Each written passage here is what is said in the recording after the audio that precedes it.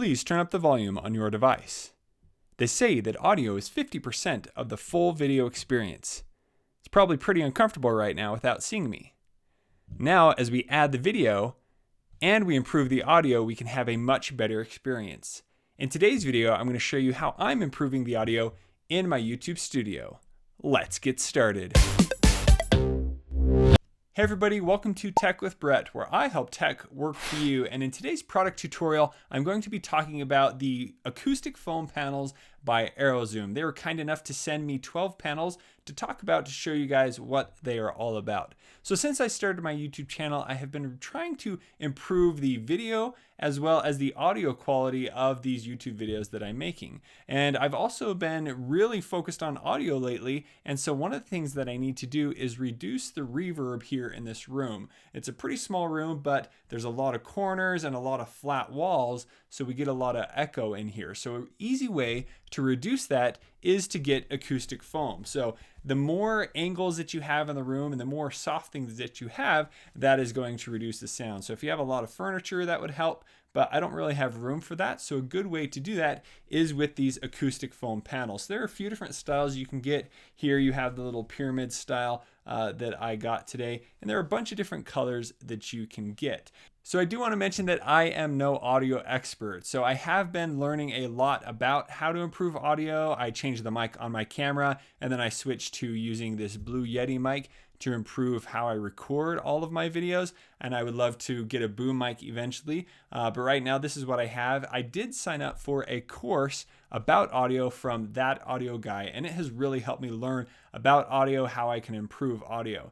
One of the things he does mention is how important these acoustic panels are. Now, a thing that I want to mention is the panels aren't going to make your room soundproof. So if you hear sound from the outside, it's not going to stop that sound. But the benefit of these is it's going to improve how the sound works with inside the room. So it's not going to be bouncing off the wall as much, especially in the corners. I think I'm going to put these right up here. There's this corner where I would have a lot of reflection on my sound, so you'd get a lot of reverb. So these are to help prevent that, so that at the end, when you're editing and processing your audio, you won't have as much reflection and it sounds much more crisp and clean. So this would be great for any YouTuber, any studio, as well as if you're doing sound recording, if you're doing music. These would be great to have everywhere. So today we are reviewing the 12 different panels, and these are the 50 centimeter by 50 centimeter panels. You can get them in all kinds of shapes and sizes. I chose to get the black here and the blue,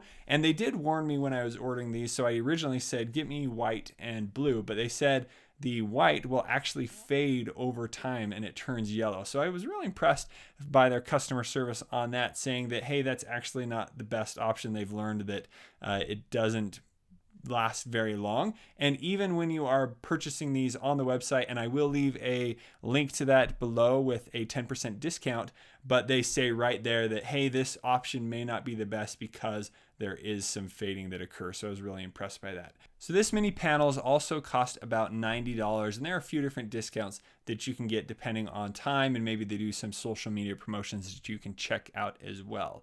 So when you get this, it comes in a little rolled up package. It's all compressed very tight. So be careful when you're opening it. Don't tear it right open. You may cut these. They do cut easily, but they are fire retardant. So if I try and light it on fire here, so it just kind of melts, but it doesn't burn. So it's not gonna quickly light up and burn your whole house down. So that's pretty cool. But once you open them up, you do need to wait 24 hours for them to fully expand. So here you can see this is what they look like when I pulled them out of the box, and then after 24 hours, this is what they look like. Now, I did have the blue panels right here, is they did not expand as much as the black panel there. Maybe they're a little older or something, but all you need to do is get them a little wet and they should prop right back up once they dry out. So I do need to do that before I mount these on the wall, but a few different places in where you would want to put this acoustic foam.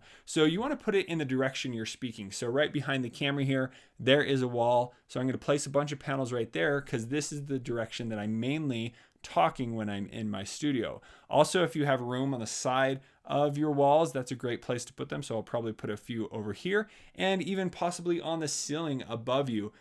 That's a great place, and in any corner. So as much as possible, I'd like to eventually get more of this so that I can cover a majority of the space here. So let's go through. I'm going to show you how I set these up, and then show you how it sounds without them, and then how it sounds with them.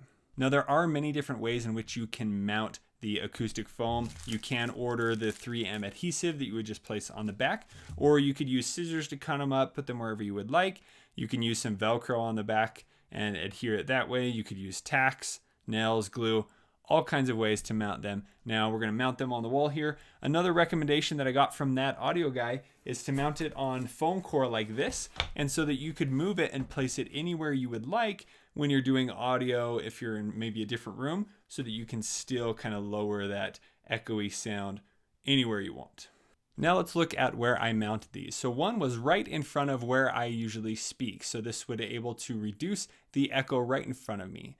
I did leave a blank space because that's a wall I use to actually take a lot of pictures of my thumbnails of my videos. So I left that blank, but that's where I use that foam core with the acoustic foam. So I have that placed right in front of me right now. So let me show you what that looks like right in front of me. So here you can see the acoustic foam up there. There's my camera, and then here I have the foam down here just to dampen any extra sound that I can without having to block that piece of the wall, because I do use that to take those pictures. The next place that I put the acoustic foam was on the fall to the right, where there is a lot of blank space, so I felt like it needed to be absorbed there. And then lastly, I placed the acoustic foam on the ceiling. Not sure how much that will help, but I figured that would be a nice place to do it.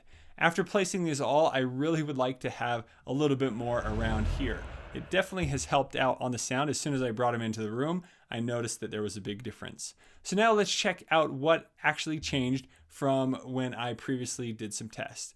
So right now, this is me talking from the Blue Yeti with the acoustic foam installed. This is a test without any acoustic foam in the room. I can definitely tell there is a bit more of an echo. This is also coming out of the Blue Yeti microphone right here in front of me.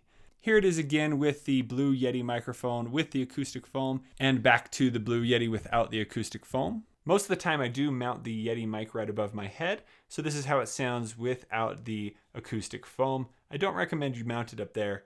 Try and get a real boom microphone. And now we have the Blue Yeti mounted overhead with the acoustic foam panels. Now we may be able to hear a difference, may not, but definitely I can tell that there's not as much echo within the room, and it's definitely reduced that reverb, which I'm really excited about. I can tell that if I had a bit more all around the room, and there's some different types you can get where you can put them in the corners. They're called bass traps, where it can lock the bass in the corners, maybe up in the top corner ceiling is where you would want those. So I'm definitely looking at getting some of those. Let me know if you have noticed a difference between the acoustic foam or without it. I'd love to know your opinion in the comments below, as you guys are the ones listening to this video. You may not be able to notice a difference if you're using your cell phone, so maybe plug in some headphones, some nice over-the-ear headphones if you have it, and that will really help you tell the difference in the sound.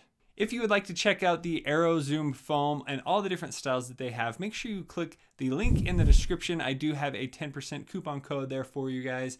And if you have any more questions about the acoustic foam, let me know below. If this is your first time here, I would love to have you subscribe so that you can be notified of my new and upcoming videos. Thank you guys so much for watching. We'll see you on the next one.